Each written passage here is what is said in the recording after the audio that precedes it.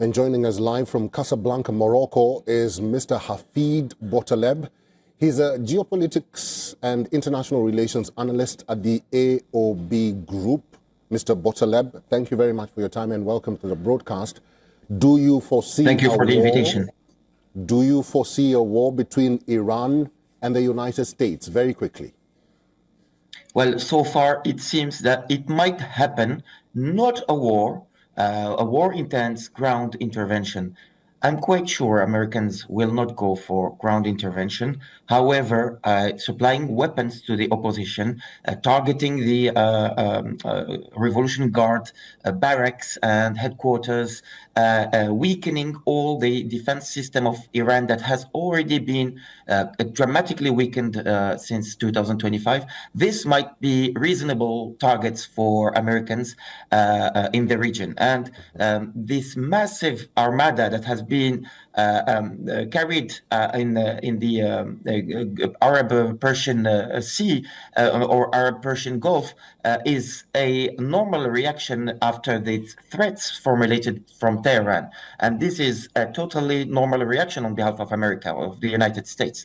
And so far, regarding the magnitude of the repression, unprecedented since 1979, plus these threats from the high command of the Islamic Republic, or so-called Islamic Republic, has led to this escalation. So the first responsible to this escalation by the United States are the the leaders of the Islamic Republic, who constantly, instead of addressing the real reasons behind this upheaval, constantly are pointing out a foreign intervention. Which might happen, it might be on the ground. However, this is not the sole, or even cannot explain the magnitude of this unprecedented upheaval, and it is the daily hardships that every Iranian face every day. This collapse of the currency, collapse of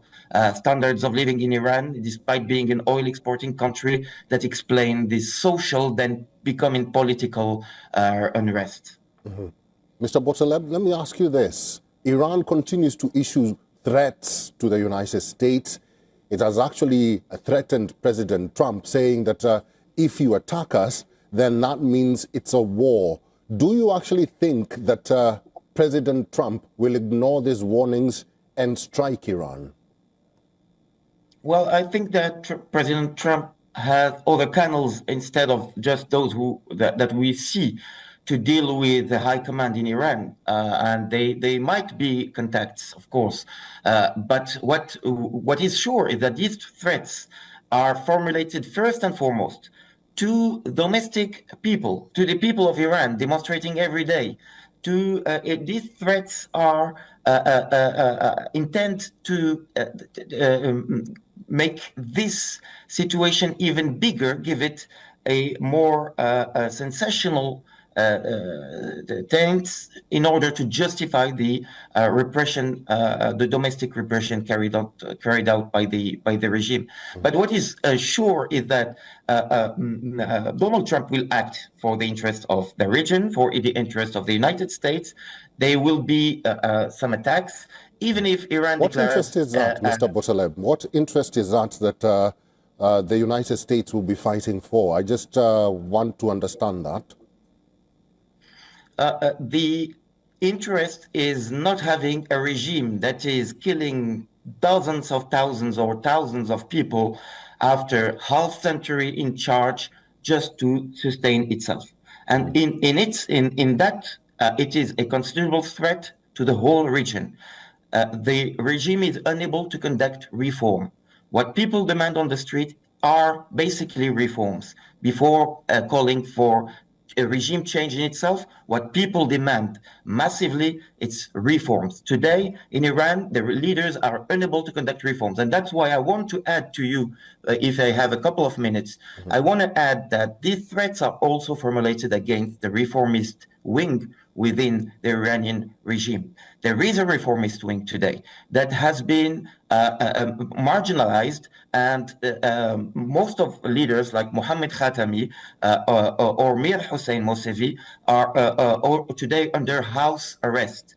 So by making things or beginning things or making things more dramatic, of course, it is the fate of Iran that would be discussed instead of the fate of the regime itself. If it remains a confrontation between people and the regime is in high danger, even from its conservative, from its moderate wing. Even the moderate wing can move and support the street. However, if it goes national, if it goes even civilizational, this gives more argument for the regime to sustain itself and to carry on repression in the name of the nation, not in the name of its own mere survival. All right, Mr. Botaleb, it's good to see you. Thank you for talking to us today. Pleasure. Thank you very much.